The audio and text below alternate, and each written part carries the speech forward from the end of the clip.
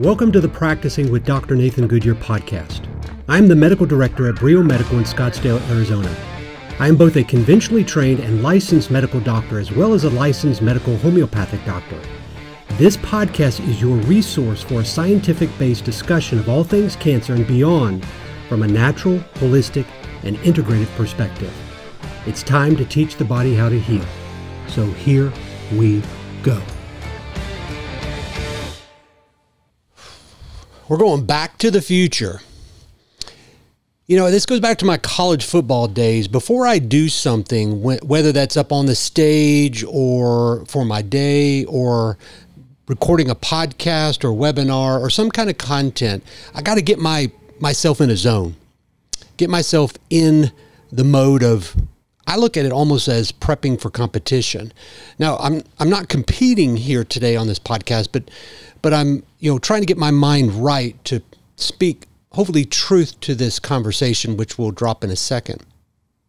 So I listen to music, just like I would before a football game. I listen to music. It kind of get me in the mood, get me rocking and rolling, ready to go out there and play football for 60 minutes. And then I would use music to cool me down afterwards. And so I listen to a lot of different music that helps me to prepare. And one of the songs I was listening to is from Huey Lewis and the News, Power of Love. And that took me back to the Future, that movie back from the early 80s, back in my youth. I remember seeing that movie actually in the theater. Loved Huey Lewis and the News. And so what we're doing here is we're going to go back to not the future, but to the present, but we're going to go back in time to bring us to the present. And, when we talk about things as it relates to integrative oncology, it seems like no matter how hard I try to push out beyond vitamin C, hyperthermia, ferroptosis, low-dose metronomic chemo, curcumin, photodynamic therapy, nutrition, ketogenic diet, all these areas that we need to talk so much about.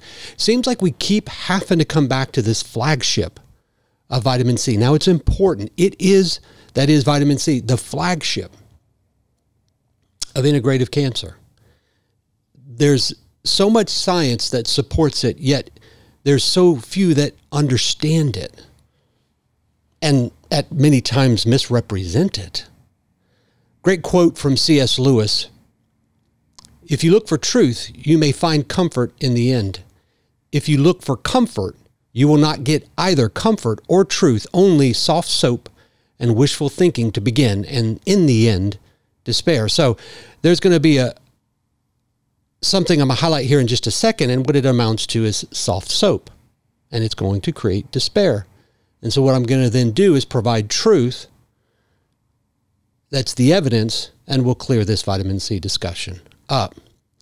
So it was brought to my attention that there was a paper circulating, and I think it even ended up on some prominent integrative or natural websites.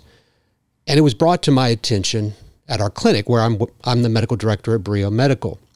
And I've had the opportunity and the blessing to speak on the therapeutic use of vitamin C in cancer really across the globe. And so this title of this paper was 777 Therapy.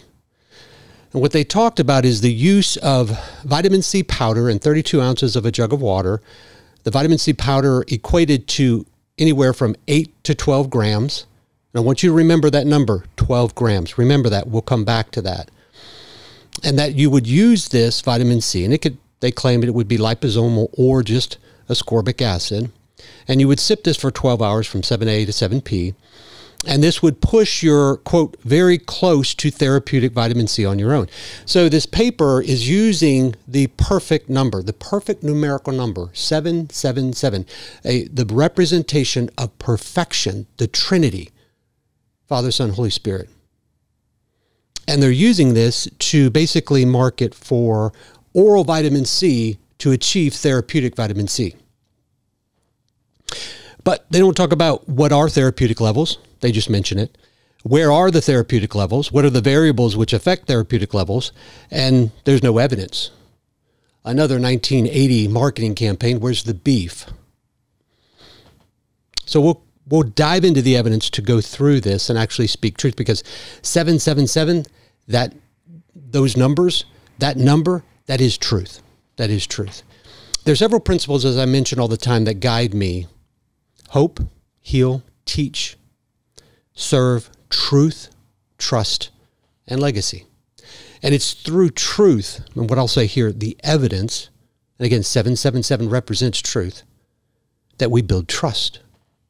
And so I want to speak truth today on the concept of therapeutic vitamin C and build trust on your understanding to empower you to know what is true and what's not. You know, the problem with vitamin C is that so often what we're dealing with is political shutdown of debate. So, great quote, the medical establishment has affected a political rather than a scientific closure on the debate. And here he's talking about vitamin C.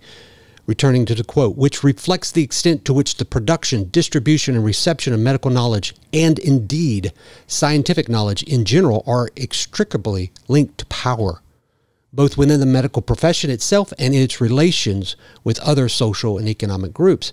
Now, this is from a book, Vitamin C in Cancer, Medicine, or Politics. That quote's actually from page 259, if you want to be specific. But it's talking about the outside, right? The outside battle against vitamin C. What I'm talking about here right now is the inside battle of lack of understanding. I would say, misinformation. There's a word that's been overused, but it's mis, meaning not intentional. Maybe it is intentional, but it lacks understanding, and it clearly lacks evidence. So what I want to do is I want to dive into that. Let's speak truth to this. Let's use this as an opportunity. History is full of a beautiful timeline that I've highlighted on numerous occasions of the people that have blazed the trail for therapeutic IV vitamin C. From William J. McCormick, MD, back publishing in 1954. We're approaching 100 years. Ewan Cameron from the great country of UK. Ewan Cameron and then Alan Campbell publishing later in the 70s, early 70s. Of course, Frederick Klenner, Linus Pauling, Abram Hoffer, then getting into Asia with Yamaguchi, Murata, then Mortel, Cregan, and Fleming. Moving more modern day, Dr. Reardon and his amazing work done in the 90s, looking at terminal cancer. Of course, Robert Cathcart, the late Richard Davis, Jeannie Driscoll, still doing great work.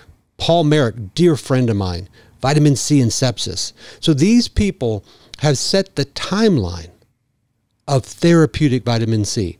Rigorous, tested, evidence-based, question, curiosity of mind. And they put the evidence out there for debate and discussion and furthered and advanced innovation.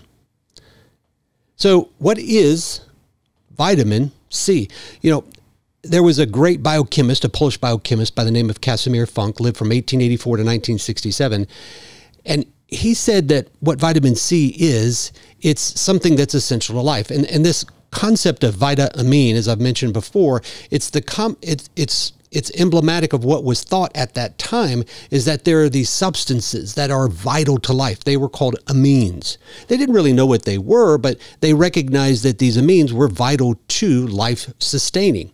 And so thus, when you look at vitamin C, it is, vital to life. So you could say it's not an amine, but it is a vitamin because it's vital to life. And when you get right down to it, No, Ripper, and Cantley said that the biological function of vitamin C is attributed to its biological property as an electron donor. See, we talk about vitamin C as a vitamin, but what we're really talking about here is it's simply just a manager of redox potential. It's a manager of redox homeostasis, or it's inducing intentionally redox imbalance. Honestly, that's the therapeutic value of pharmacological vitamin C. It is the intentional pushing of redox imbalance to serve a purpose. And obviously that's the cytotoxic destruction of cancer cells at the hands of vitamin C. So just a few facts on vitamin C. The human body stores vitamin C, and it can range between 300 milligrams at severe depletion levels and up to 2 grams. So the body can store some degree of vitamin C. And what we know about vitamin C deficiency is it can actually contribute to a disease called scurvy. The normal range for ascorbic acid, or vitamin C, in human blood plasma is anywhere between 0.7 to 1.4 milligrams per deciliter. That is 40 to 80 micromolars per liter. The oral consumption of vitamin C creates a maximum blood level of 1.3 to 4 milligrams per deciliter. That's 73.8 to 227.1 micromolars per liter. I'm going to bring the evidence on this, so just hold on there. So oral vitamin C is not going to approach the therapeutic level. Doesn't matter if you take it over 12 hours or not. IV vitamin C increases the concentrations to more than 350 milligrams per deciliter. That's 20 to 49 millimolars compared to that of the oral. And when you look at the unit conversion of vitamin C, 1 milligram per deciliter is roughly 57 microbolars per liter.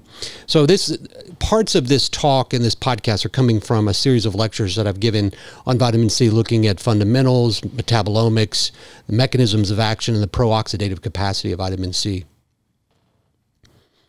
And I constantly add to this lecture. So if you know anybody that would love to hear further, just reach out. We'd be happy to spread this information. So what is vitamin C? Because it really is many things. Many people look at it as just, orange juice, right? As something that prevents scurvy. Well, you could describe vitamin C as pharmacological ascorbic acid. You could describe it as a prodrug, meaning the drug is hydrogen peroxide. You could describe it as a drug. You could describe it as electron donor. Again, redox, induction of imbalance. You could describe it in the oxidized form, which is dehydroascorbate. You could describe it in the reduced form, that's ascorbic acid, or you could just simply call it vitamin C. It is all of these things. It just depends on where and when and what's the environment in which it's delivered. Great quote from the late Linus Pauling. Many would consider the father of vitamin C, won a Nobel Prize for medicine and physiology on his work. Great quote. Although physicians, as part of their training, are taught that the dosage of a drug that is prescribed for the patient must be very carefully determined and controlled, they seem to have difficulty in remembering that the same principle applies to the vitamins. What Linus Pauling is saying here is he's saying that these basic pharmacological principles, pharmacokinetics, pharmacodynamics, bioavailability, it applies to vitamins as much as it does to drugs. It's pharmacokinetics, pharmacodynamics, bioavailability, which guide the frequency, the duration, and the dose given. Going back to medical school during, I think it was the second year of medical school, getting to be a few years ago now, but we took pharmacology. Great course. At the time, I didn't see it as a great course. But as I've mentioned before, we didn't have everything online back then. Heck, we were the first medical school class that had a laptop, and they really didn't know how to integrate it. But we would walk down the long hall to the pharmacology department. Interesting that they put them down this dark hall. And we had to turn a corner, and on the door right there to the department was where they would put our scores. And so it felt like we were, making our long last walk before, we were terminated. To then turn the corner and look amongst a bunch of, identifiers and finding our score. Talk about a stress response. Man, it was like you'd swallow your throat as you were walking down there. But I didn't recognize the principles of pharmacology that were important that now I do. So basically, 2 principles I want to discuss here because they are front and center in this discussion. Pharmacokinetics, so define it. It's the study of the time course of drug absorption, distribution, metabolism, and excretion, as well as application of pharmacokinetic principles to the safe and effective therapeutic management of drugs in an individual patient. Basically, there's an acronym, LADME, liberation, absorption, distribution, metabolism, and excretion. It's encompassing all of those. That's what pharmacokinetics is. Conversely, pharmacodynamics is a relationship between drug concentration at the site of action and the resulting effect, including the time course and intensity of therapeutic and adverse effects. These are sound pharmacological principles that are and what guide pharmacological therapies, drugs, as well as vitamins. So let's turn our attention to these properties in vitamin C. Vitamin C is transported really one of three ways: passive diffusion, facilitated diffusion, or active transport. Let me repeat that: passive diffusion, facilitated diffusion, or active transport. Now, there was an article published in 2000 entitled "Glucose Modulates Vitamin C Transport in Adult Human Small Intestine Brush Border Membrane Vesicles." Author was Malo and Wilson. And a quote from that says, quote, "Increasing oral doses were shown to lead to decreasing absorption fractions, and it was concluded by several authors that intestinal ascorbic acid absorption is subject to saturable active transport." What they were saying here is that basically, as you continue to dose vitamin C orally, the gut adapted. The mucosal lining, the mucosal cells adapted to the presence there. And they found that the oxidized form, dehydroascorbate and ascorbic acid, are taken up by separate mechanisms in the gut mucosal cells. Ascorbic acid primarily via the sodium vitamin C dependent transporters. So there's two things that we have to consider here as we talk about achieving quote unquote therapeutic levels. If we're focusing on that 777, right? Speak truth. It is if we're talking about oral, there must be a discussion of the gut absorption of that. And then we have to consider renal excretion, because both of these play critical roles in that liberation, absorption, metabolism, excretion, and distribution. An article, Pharmacokinetics of Vitamin C, Insights into the Oral and IV Administration of Ascorbate, looked at the renal excretion, and they described a two-compartment pharmacokinetics. Again, we're getting deep into the weeds here, but very important to look at the truth. They also called it dual-phase pharmacokinetics, two-compartment pharmacokinetics. The first phase, again, this looking at the kidneys, was when the blood levels of vitamin C were at below 70 micromolar. And we're going to define what these micromolar levels, their relevance in cancer treatment in a second. So below 70 micromolars was the first phase of the blood. Above 70 micromolar in the blood was the second stage. What they found is that below the 70 micromolar, that first stage, the gut mucosa, the kidney cells were actively reabsorbing the vitamin C. Okay? And so you could see the same effect from the gut. Low plasma vitamin C levels, right? The gut's going to absorb more. The kidneys are going to absorb more to keep from excretion, to really elevate the plasma vitamin C levels. Support what the body needs, to support that 0.7 to 1.4 normal value that I mentioned earlier. But when you exceed that 70 micromolar plasma level of vitamin C, the kidneys go, well, we don't need that much now. So it will actually start to slow the reabsorption and actually allow more vitamin C kidney excretion. The gut does the same thing. The sodium-dependent vitamin C transporters, which are the dominant absorber of vitamin C in the gut, they decrease their absorption. So when we reach that level of 70 micromolar in the blood, if it's below, the body's doing everything to retain it, increasing gut absorption and decreasing kidney excretion. But when it exceeds 70 micromolar in the blood, that is vitamin C, the gut downregulates the absorption and the kidneys increase excretion. Very important to understand those two-phase compartments in the discussion of this truth. Now, we're not even discussing or highlighting the difference between a person that's healthy versus a person that's sick. These are two different phenomena. two different environments that are going to impact both of those. Because what we know about vitamin C in cancer, cancer is a vitamin C depleted state. But even in the sick individual, you're going to see the same two-phase pharmacokinetics if you're using oral absorption. And so when you look at this, the pharmacokinetics of vitamin C, a 2019 article, I would tell you the authors, but Lixfelt, I think, is one of the authors, published in 2019 in Nutrients, showed that the plasma vitamin C levels are somewhere between 50 to 70 micromolar with oral absorption, no matter the dose. Now, this was published in 2019. And what they were really focusing on was the gut absorption as well as the renal excretion and how the gut absorption is impacting that plasma level. So they said 50 to 70 micromolar. Now, what we also have to consider is when we're trying to treat cancer therapeutically, here we're primarily talking about pro-oxidative, the vitamin C is needed by everything in the body. Okay, so when we give vitamin C, it's not just, okay, we're only working to deliver vitamin C to the cancer. The brain needs it. The adrenal glands need it. The liver, lungs, kidneys need it. The heart, muscle needs it. Red blood cells, immune system, all of these areas of the body need it.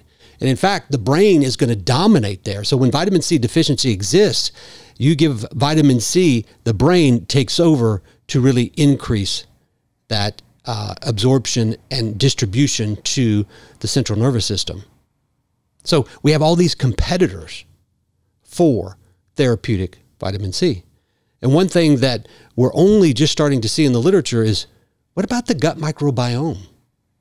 The bacteria in the gut, how and might they be playing a role in this? And I'll talk about that. So the same article then talked and highlighted the different states of vitamin C in the blood. Vitamin C sufficient states, vitamin C deficient, and then increased oxidative stress.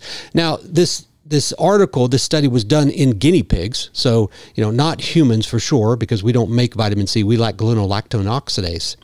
But they use guinea pigs to describe these three different areas. And in the sufficient tissues, they found that vitamin C accumulated primarily through the sodium vitamin C dependent transporters.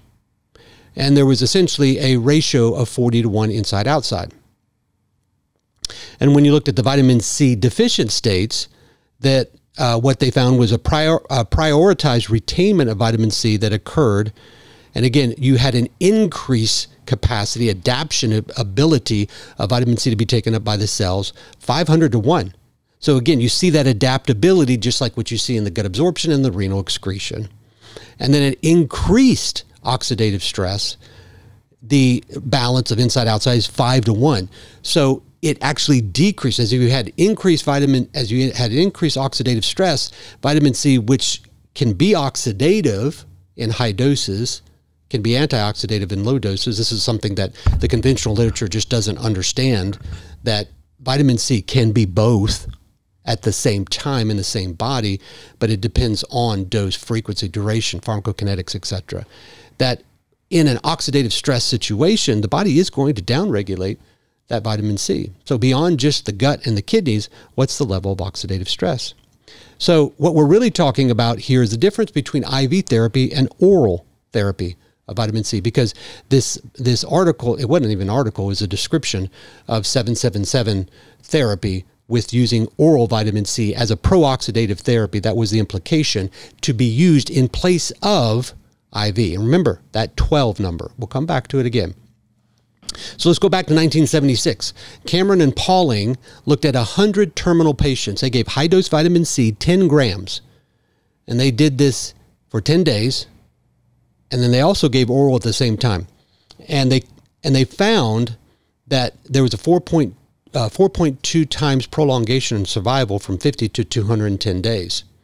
So this really began the discussion, the debate, was that 1976 article in the treatment of cancer, stage 4 cancer. Now, they did a part 2 to that in 1978, and they repeated in 100 terminal patients, and they found an increase in survival up to 300 days or longer.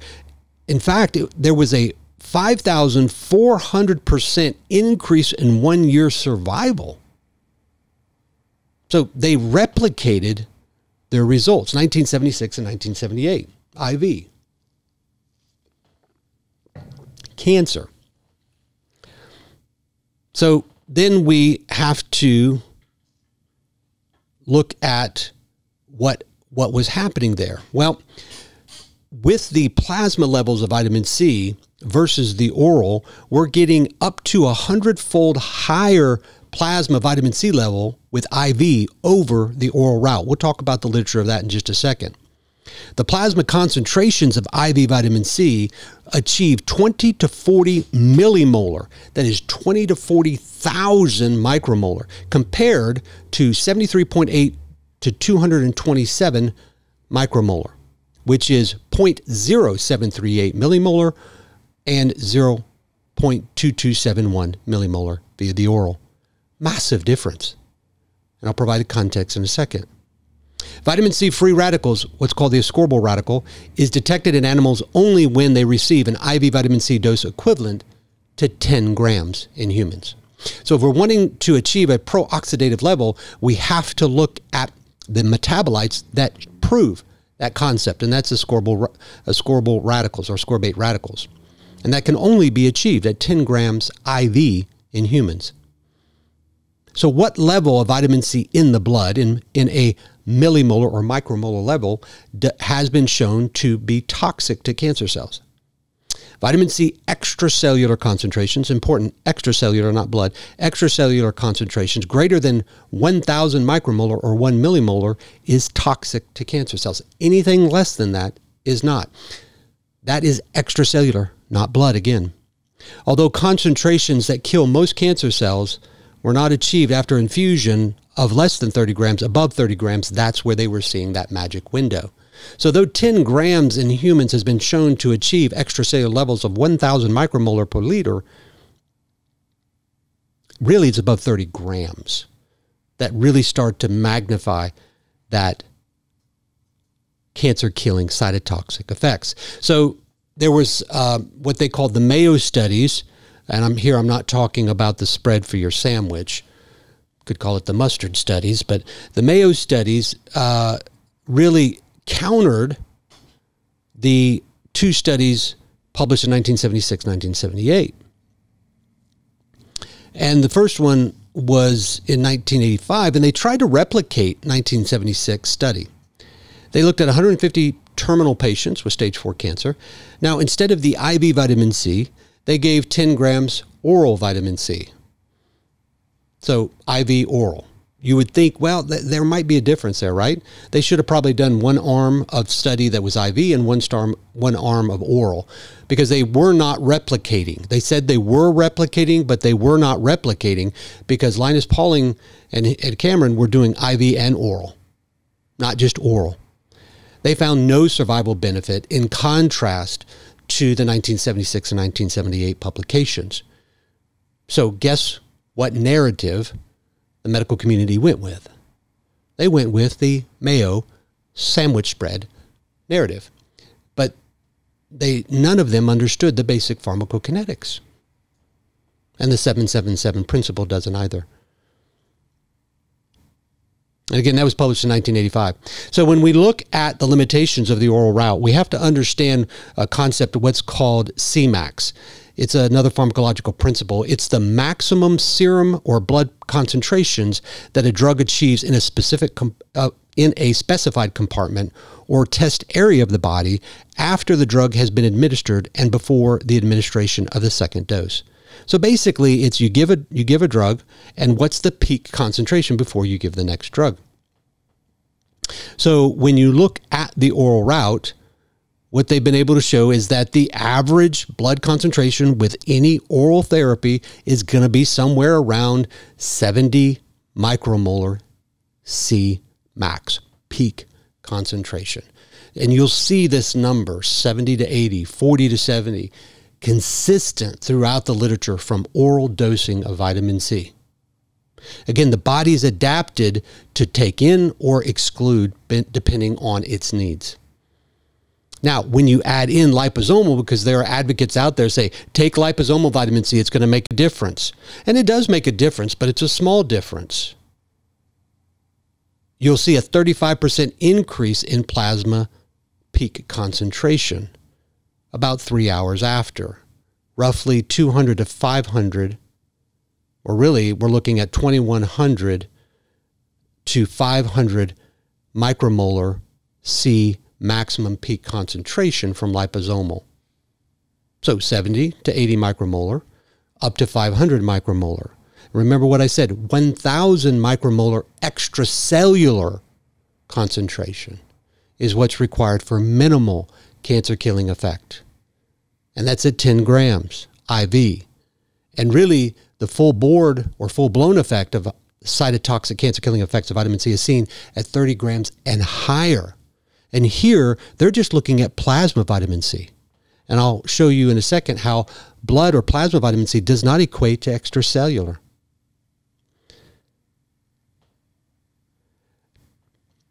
A 2008 article looked at and described a quote from this. Actually, Reardon was one of the authors here. Pharmacokinetics of vitamin C, insights into the oral and IV administration of ascorbate.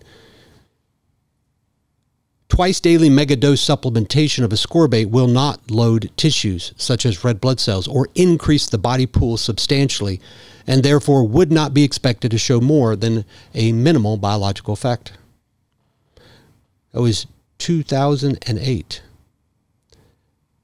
So again, let's review that vitamin C clearance from the kidneys. And again, it applies to the gut as well. Vitamin C is going to be cleared mostly via the kidneys. And it's proportional to the plasma concentration. Below the 70 micromolar, the kidneys are going to reabsorb the vast majority of that. Above that, it's going to excrete more of that. Cancer patients excrete less vitamin C from all intake sources, whatever that is, oral, IV, intraperitoneal, because the body is deficient in vitamin C. And what's interesting is when you look at cancer within the human body, there are obviously pockets of cancer, and then there are pockets of normal function. And those two different environments seem to have different affinity for vitamin C. Cancer, in many ways, expresses a higher affinity for vitamin C, especially when you look at, for example, cancers that express KRAS mutations. This has been defined in the literature as it relates to colorectal cancer. Cancer cells selectively increase uptake of vitamin C compared to healthy cells. And it's primarily due to the presence and activity of glucose transporters, what's called GLUTs, and then the sodium-dependent vitamin C transporter, SVCTs. And those are the SVC, or sodium-dependent vitamin C transporters, are predominant in the gut mucosa. And when you look at the different environments, what happens is in the healthy cells, when you look in the plasma and the normal liver, it's excreted, completely gone in about 16 hours. But in cancer cells and in the tumor microenvironment, 48 hours. So there appears to be a very different half-life between healthy and cancer. And so people go, well, is once a week dosing vitamin C, even if the dose is right, is that frequency, dose duration, delivery, is it right? Well, this literature says, well, half-life is 48 hours, so it should be at least 3 times a week. And in fact, when you look at Linus Pauling's work, and Reardon's work, when they drop below 2 times a week IV, once a week, that's where it lost its efficacy. So again, those sodium-dependent vitamin C transporters are very important, and they're expressed highly in the intestinal epithelium, and they're downregulated in response to high ascorbic acid intake levels and plasma levels. Again, beyond the kidneys, just simply getting it into the body through the gut mucosal cells is highly regulated. Remember that 12 number. And understand that process is expressed in other areas. Hormones. Giving excessive hormones down-regulates receptors. The body wants to achieve a balance, a homeostasis. And if you give it too much of something, the body desperately tries to decrease the response to it. And in hormones, it's called tachyphylaxis, where it down-regulates the receptors. Again, remember, 2-compartment pharmacokinetics. Again, primarily talking about the kidneys, though.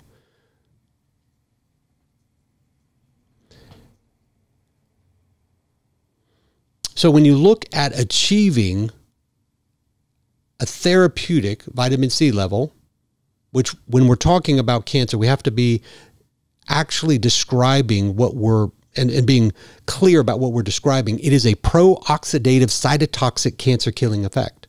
I'll highlight many other effects that vitamin C can have, but here, the therapeutic vitamin C reference, that is pro-oxidative vitamin C. It's moderated. Those levels are moderated by intestinal absorption.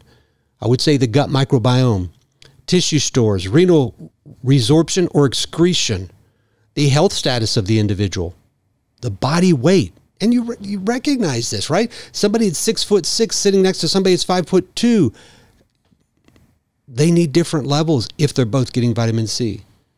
Tumor burden, how much tumor is present? The more tumor burden, the bigger the tumor, the more widespread the tumors, the more vitamin C that's going to be needed. I think you're going to start seeing a lot of literature about the gut microbiome. Gut microbiome plays a key role in literally everything. And it's going to impact the vitamin C as well. And I'll highlight a few studies at the end. The oxidative stress level of the individual, the deficiency status, how deficient is the individual, inflammation, the level of inflammation, where's the immune system? Is it suppressed? Is it hyperactive? And is there infection? Really nice article was published in 2007. Had to look at it. It's got on small print here. Looking at the pharmacokinetics of vitamin C. And what they wanted to see is, okay, from when we give vitamin C, from the plasma levels, does that extrapolate to extracellular? And then does that then extrapolate to those ascorbate free radicals and then hydrogen peroxide? Now, it's not even carrying it to the tumor microenvironment. But this was a study that they looked at. They looked at rats, and they gave IV injection of vitamin C. They gave intraperitoneal injections of vitamin C, and then they gave oral administration of vitamin C. And they followed plasma ascorbate levels. They followed ascorbate free radical levels, and then hydrogen peroxide, which is actually the end drug. But they only followed it from plasma to extracellular. Okay? So let's follow what they found. What they found is that at each level, okay, plasma, and then outside of the blood into the extracellular space. Remember, 1,000 micromolar per liter, minimal cancer-killing effect in the extracellular space. In the blood, plasma ascorbate, ascorbyl radicals. In the extracellular space of plasma ascorbate, ascorbate free radicals, and hydrogen peroxide was all only achieved and excessively achieved by IV route. IV route was number one. In the blood, plasma ascorbate, blood ascorbate free radicals. Hydrogen peroxide was not, you couldn't really detect any levels there because of detoxification enzymes, catalase, glutathione, perioxidase. But then in the extracellular space, the plasma ascorbate levels in the IV far exceeded, statistically significant, that of the intraperitoneal and the oral. In fact, the oral was almost not even detectable. And then getting to the drug, the actual drug, because vitamin C is the pro, is hydrogen peroxide. And again, that was only seen significant in the IV route. So IV was only going to achieve all three in the plasma and extracellular, but the intraperitoneal and the oral did not. So what that tells us is if we simply just look at vitamin C in the blood, getting it into the extracellular space, getting free radicals out of that, and producing that hydrogen peroxide or drug component that will then start to cytotoxically kill the cancer cells, that can only be achieved via the IV route, at least into the extracellular space. Okay? Beyond the extracellular space, we have to reach the tumor microenvironment. We have to saturate the tumor microenvironment, and I would say the tumor microenvironments, because there's not just one, there's multiple typically in cancer patients, wherever there are tumors. You have to saturate, and then you have to do so in all aspects of the microenvironment and the tumor. And that includes the hypoxic and the normoxic areas. So this is a very, very significant finding, but it is actually very, very limited in what we understand about what the process and where we need to go with the cytotoxic effects of vitamin C. But it shows that only the IV route is going to help us get to where we need to if we talk about just achieving the extracellular space. If we want to carry it to the tumor microenvironment, into the tumor, wow, those levels even go smaller. So the fundamentals of vitamin C are the bioavailability, the dose, the frequency, and the duration. And these are how we answer what is the best way to deliver. And when you look at the oral route or vitamin C, it simply has poor bioavailability. And this negates any, let me repeat, this negates any pro-oxidative anti-cancer effects of vitamin C. There's still benefits of oral vitamin C, but if you're trying to be therapeutic, that has a definition in the blood, in the extracellular space, and that's as far as we can go right now in the science. That is only via the IV route. That's not via the oral route if we're talking about the treatment of cancer. And again, it comes down to phase 1, phase 2 compartment pharmacokinetics, the gut and the kidneys.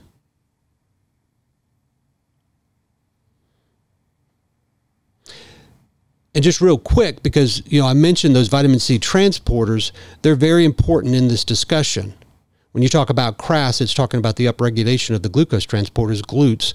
And then when you're talking about the intestinal epithelium and the absorption there, it's those sodium-dependent vitamin C transporters. Also, too, it's important to recognize that glucose competes with vitamin C with those receptors. Okay, so if you're taking vitamin C and there's a lot of sugar in there, the sugar is going to compete with that vitamin C and limit the vitamin C absorption even further. And again, that's beyond even a discussion of the gut microbiome, which we'll highlight very briefly at the end. Looking at the glucose transporters, there's at least 14 that we know of. They're scattered throughout. They'll transport both ascorbate and dehydroascorbate. The sodium-dependent vitamin C transporters are primarily responsible for the intestinal uptake and renal reabsorption of vitamin C, so very important in that two-phase compartment pharmacokinetics. Really nice article published in 2021, High-Dose Vitamin C Preclinical Evidence for Tailoring Treatment in Cancer Patients. And they looked at oral vitamin C and IV vitamin C dosing in the treatment of cancer. And looking at the oral vitamin C, the plasma concentrations are limited to the micromolar concentrations, regardless of dietary or supplementation sources. They found that the liposomal sources only increased the plasma levels or the absorption by 3 to 5-fold. Again, that kind of 70 to 80 micromolar up to max 500. Most will say it's in the 200 range. So remember that number I asked you to talk about, 12, or to remember 12, 12, 12. So in the discussion, they looked at, in that paper, the 777 treatment, he said 12 grams over 12 hours.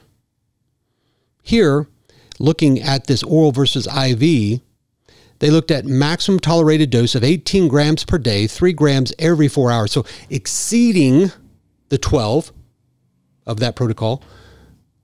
Here, 18, 3 grams every 4 hours. They did not exceed 220 micromolar plasma concentration. Okay.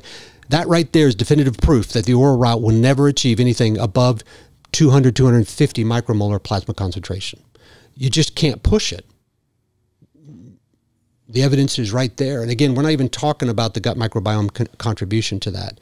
So here's an article that directly looked at that, oral versus IV. And again, instead of 12, they looked at it more, 18 grams per day, 3 grams every 4 hours. They found 220 micromolar. Again, in the extracellular space, you need at least 1,000 micromolar. 10 grams, 30 grams, and higher is where things really start to kick in. Now, when they looked at the IV route, the plasma concentrations exceeded the micromolar concentrations of the millimolar, 1,000 millimolar, at the low point of 1.25 grams IV. And they actually followed this out to higher doses and saw that up to 70, 90 grams in these individuals, they achieved, that 20 to 49 millimolar. Micro, 1,000-fold smaller than millimolar.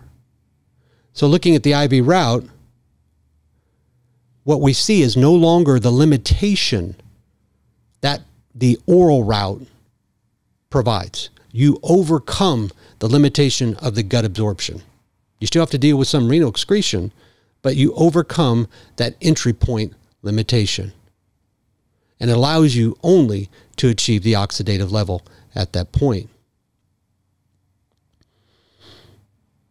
Now, they actually found that with the combined oral and vitamin C dosing, that you actually started to see some accumulative levels of plasma. Again, we're not talking about extracellular plasma. 5 grams, 30 grams, 60 grams, looking at week 1, 2, 3, 4, that the levels would actually go from 1.9 millimolar up to 21.1, give or take 5 millimolar. Again, that's IV and the oral. 60 gram plus oral, 0.5 grams per day. So again, most of that's IV. So when you look at vitamin C, we have to be very clear about the words that we use here. Therapeutic vitamin C. That is pro-oxidative. To achieve that, it's the right dose, it's the right therapy, it's the right patient, it's a right frequency. All of that is how you achieve a therapeutic dose. You have to understand, again, tumor burden, vitamin C deficit, weight, metabolic demand, delivery, IV, oral, or others, the redox potential, and what your redox intention is, and the level of inflammation. I would add in gut microbiome. These all play a role in can you achieve a therapeutic vitamin C plasma level to achieve the concentration in the extracellular space that's above 1,000 micromolar, that's 1 millimolar, to then reach the tumor microenvironment, saturate it, and overwhelm it in total across the body in a way that's cytotoxic to the cancer cells. Again, therapeutic is only a pro-oxidative, and it's only through the IV route that we achieve that and not the oral route. That's simply the literature. Really nice article published in 2021, Frontiers of Oncology. Vitamin C administration by intravenous infusion increases tumor ascorbate content in patients with colorectal cancer, a clinical intervention study. Okay, this is the research. And they're looking at the pharmacological principles. And it's very clear, it's only IV in a therapeutic level, to be fair. And so most people will ask me, well, when we're talking about tumors, what's defining high dose, right? Well, people will say 50 grams is high dose. Well, 50 grams per IV, yes, would be considered high dose if you compare that to taking 3,000 milligrams, 3 grams orally. Again, in the 777 protocol, they talked about 12 grams over 12 hours. And the IV versus oral study I talked about, it was 18 grams over a day. When you actually look at tumor burden and the literature, it's 1.5 grams per kilogram is the target to start.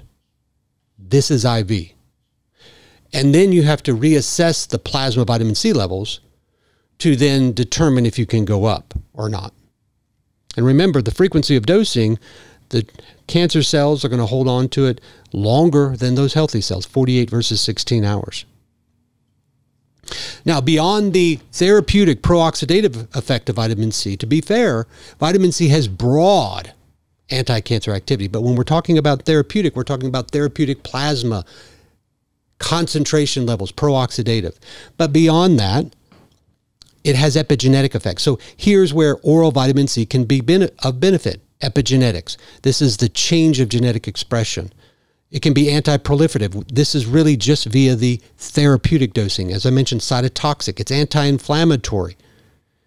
It's anti-lymphogenic. It's anti-angiogenic. This is blood vessels and lymphatic vessels support growth that cancer will need to basically increase and meet its metabolic demand as well as reduce waste. It's pro-apoptotic. This is programmed cell death to trigger the death of the cancer cell through that cytotoxic therapeutic effect. It's immunomodulatory. It's modulating the immune system. It's antiviral. It does kill cancer stem cells. Interesting to note, it suppresses cancer stem cells at high concentrations only. Low concentrations stimulate cancer stem cells. So let me put this in context. If you are taking an oral 12 grams mixed in 32 ounces of water, a jar, and you're drinking that or sipping that over the course of 12 hours, because of the two-phase pharmacokinetics of your gut and of your kidneys, and the low vitamin C concentration that is present in cancer patients, you are going to sustain low concentrations. And this article here shows that vitamin C at low concentration stimulates cancer stem cells. Cancer stem cells are the backup we want no part of. So if we're not achieving a therapeutic level, and oral does not, I've already presented the evidence to you in multiple ways in multiple studies, multiple basic pharmacological principles that define this and support this. You're not killing cancer stem cells. Forget the cancer therapeutic effect. You may actually be supporting the survival of cancer stem cells. Beyond that, it does depolarize the mitochondria and helps to kill the cancer cells, triggering programmed cell death. It's anti-metastatic, very helpful in countering the cancer cell platelet aggregate that helps cancer cells as they circulate to evade the immune system and the sheer stress provided by the blood flow. It does cause DNA damage, which does help to kill cancer cells. Again, you're inducing it in a therapeutic level as a redox influencer. You're pro-oxidating it, delivering pro-oxidative electron removal.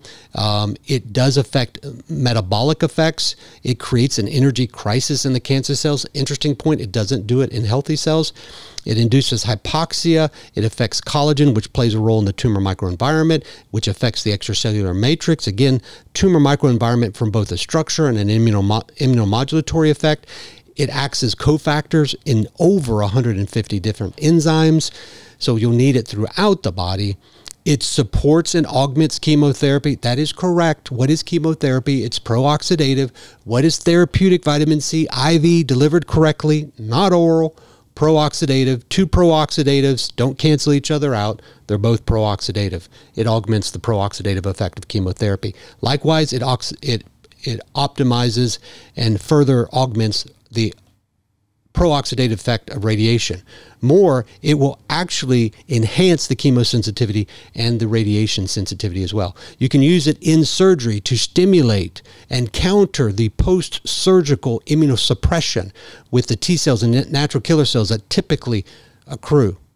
And when you look at cancer, people say, well, surgery may spread it. Yeah, one of the mechanisms is obviously if you cut through it, but one of the mechanisms is the immunosuppression from the surgery.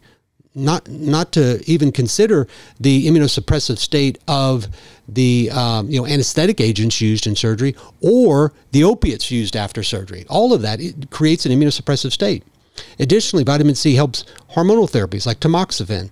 It helps and augments immunotherapy and immune checkpoint inhibiting therapies. Again, we're here primarily talking about therapeutic because that's what the 777 protocol was talking about. But now new literature is really starting to come out looking at, oral vitamin C can have some positive effects too. A good friend of mine, Sabine Hassan, check out the podcast that'll be dropping here very soon, and they will have already dropped by the time this one's dropped. She looks at the gut microbiome as it relates to a lot of different things. And she published an article in 2022 entitled Vitamin C Improves Gut Bifidobacteria in Humans. So vitamin C by mouth is augmenting a very important group of bacteria called Bifidobacter. And what we know about most people in cancer is that it does the gut microbiome of people with cancer is typically depleted of the Bifidobacteria. So if you're taking oral vitamin C, which is what this protocol is augmenting and addressing, you are going to be supporting Bifidobacteria. So there is benefit to that. I've changed on this concept because we have new research. Science is always advancing. It's never settled. Pro-oxidative effect of vitamin C orally? No. But can you augment the gut microbiome orally? Yes. Another article in 2021, vitamin C supplementation in healthy individuals leads to shift of bacterial populations in the gut, a pilot study.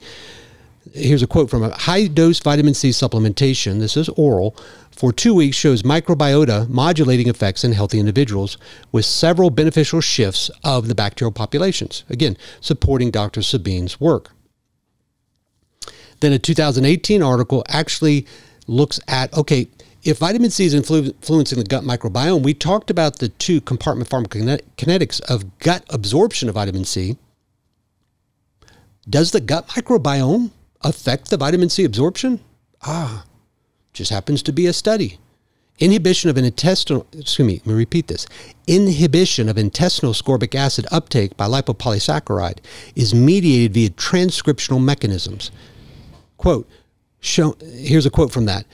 The gut microbiome may also negatively affect the absorption rate of vitamin C by down-regulating the transcription of sodium-dependent vitamin C transporters. You are getting a massive crash course in pharmacokinetics and pharmacodynamics of vitamin C. But we have to speak truth, because 777 requires truth. What they're saying here in this 2018 article is that if what we already defined is that the primary means of vitamin C, ascorbic acid, getting across the intestinal mucosa is with the sodium-dependent vitamin C transporter, if your gut microbiome is not right, you're going to decrease the vitamin C absorption because it downregulates those vitamin C transporters. That's irregardless of the plasma concentration and its effect on the downregulation itself. So what do we know about the gut microbiome in cancer? It's not healthy. It has low diversity.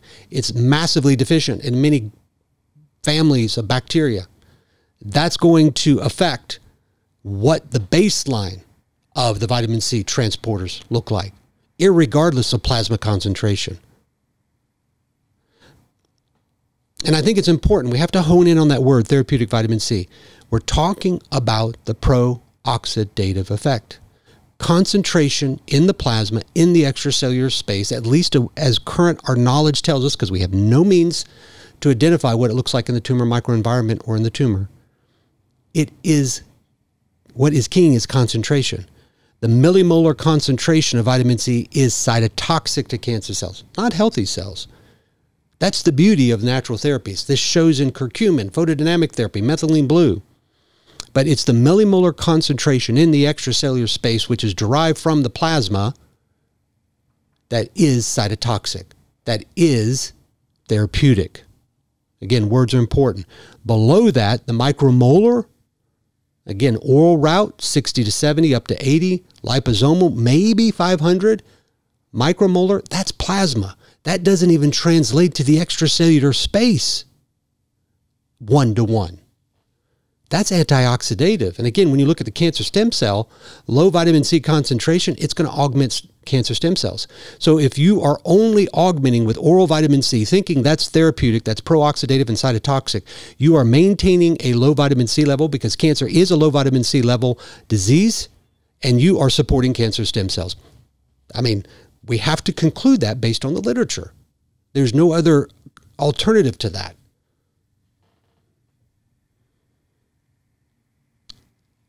So back to the 777 therapy.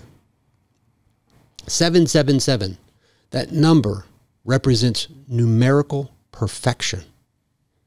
3 in 1 number. Father, Son, Holy Spirit. It is perfection. There's only one that's perfect. As a result, one truth, one who represents truth. And it is that Trinity, 777. John 14:6 says, I am the way, the truth, and the life.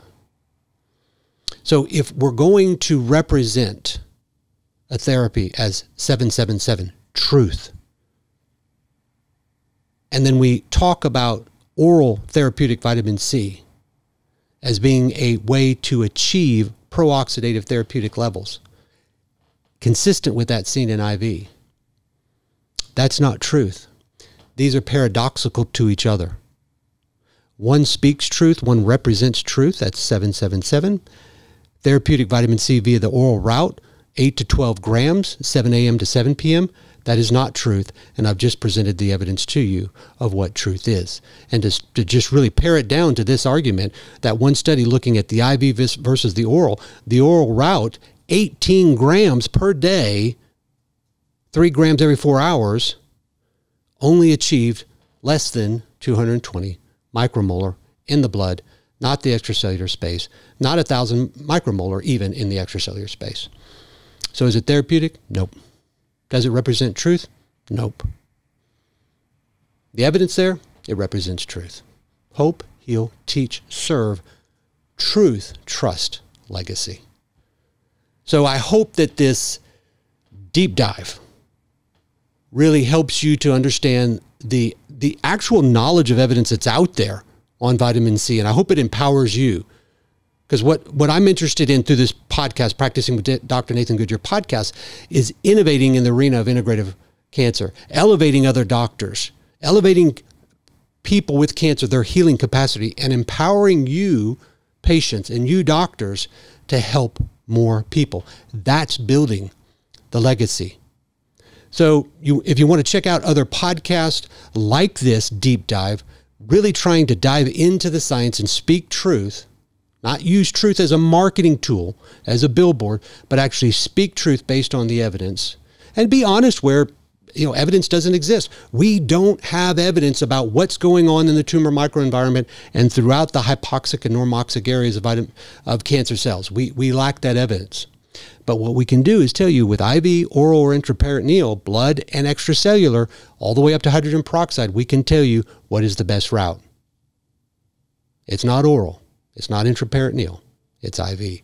That is the only delivery method that we can say based on pharmacokinetics and pharmacodynamic principles, pharmacological principles, that we can use the word therapeutic. So let's not use 777 as a billboard marketing campaign. Let's speak truth, and the evidence supports the truth. It's the IV route. And as I mentioned, if you want to hear more about these types of concepts and these details, check out the Practicing with Dr. Nathan Goodyear podcast. We'll do deep dives like this, but we'll also go out and speak with leaders in the arena. Next week, going to interview Dr. Thomas Seyfried, really a founder and a principle that drives change in cancer through cancer as a metabolic disease. Spoken to Asia Winners. We'll be speaking to Paul Anderson here soon. We want to bring to you on this podcast truth, science, and the pioneers. So I encourage you to sign up for the podcast, share this podcast for those that you think would benefit from it, those with cancer or those without, because understand in today's environment, cancer is the #1 cause of mortality in adults in high-income countries. That's a prospective urban and rural epidemiology study. So every doctor is a cancer doctor. It's whether you're actively treating or working in prevention. And I encourage you to drop a 5-star review. Find us on all the social medias. You'll find this podcast on the drgoodyear.com website. And of course, if you're looking at Spotify, Apple, wherever you download your podcast, it's the Practicing with Dr. Nathan Goodyear podcast. 777. That's truth. Hope, heal, teach, serve, legacy, truth, trust. That's what we're about. So I hope this dive in the literature on truth has provided you hope, because when we stay in the science here, there's always hope, because 777 represents hope, represents truth. And with that, there's always hope. So, hope it forward. Dr. Goodyear from the Practicing with Dr. Nathan Goodyear podcast. We will talk to you very soon.